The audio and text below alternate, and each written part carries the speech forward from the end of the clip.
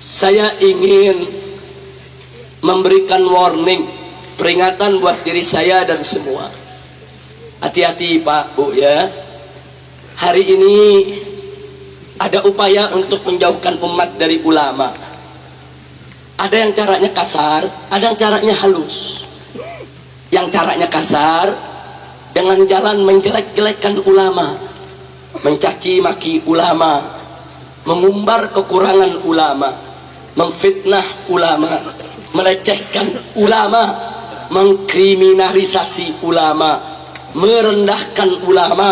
Ini cara-cara kasar yang bisa dilihat secara kasat mata, saudara. Tujuannya apa? Supaya umat tidak lagi menghormati ulama, tidak menghargai ulama, tidak memuliakan ulama, sehingga umat meninggalkan ulama. Inna lillahi wa inna ilaihi raji'un. Tapi ada juga yang caranya halus, saudara. Caranya halus, caranya nggak kelihatan dia benci ulama, caranya nggak kelihatan dia musuhi ulama. Caranya halus Pak, caranya halus Bu. Bagaimana cara dia? Perhatikan baik-baik saudara. Saya berikan beberapa contoh. Pertama, apa dia katakan? Dia katakan, hei umat Islam, Islam itu agama yang suci, ulama itu manusia yang bersih. Karena itu harus hati-hati. Sedangkan politik itu merupakan ladang yang kotor, penuh intrik. Karenanya agama Islam yang suci, ulama yang bersih, jangan dibawa ke dalam ladang yang kotor, jangan dibawa ke politik. Maka itu jauhkan Islam dari politik, karena politik kotor, Islam itu suci. Karena itu jauhkan ulama dari politik, karena politik kotor, ulama itu bersih. Kelihatannya bagus gak? Bagus. Ayo jujur, bagus gak?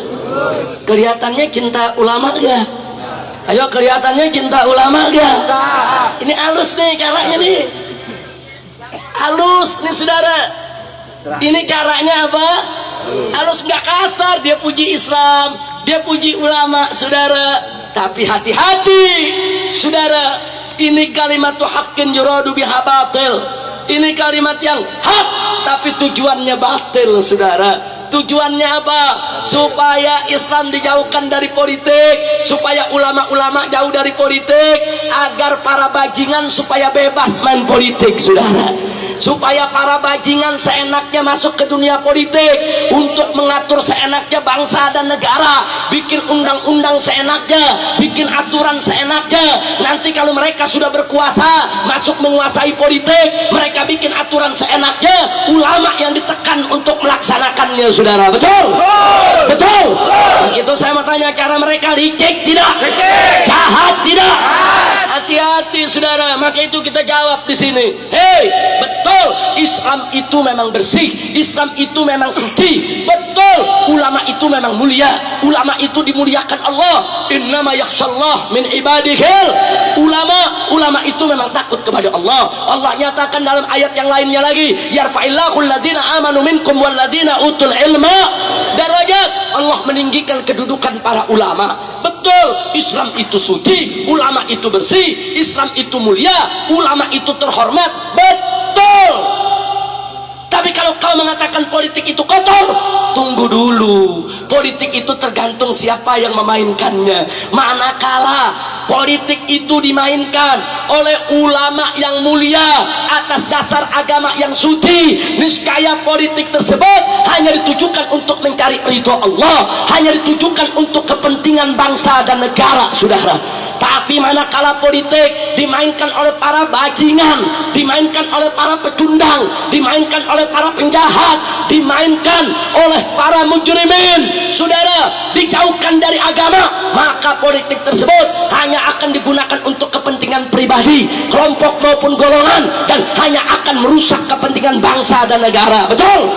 Jadi politik tergantung pemainnya saudara. Kalau yang main bersih jadi bersih, yang main kotor jadi kotor. Kira-kira jelas tidak?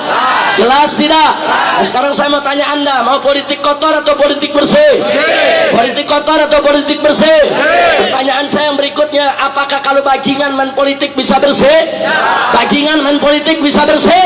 Bajingan main politik bisa bersih? Politik jauh dari agama bisa bersih? Nggak bisa, sudah.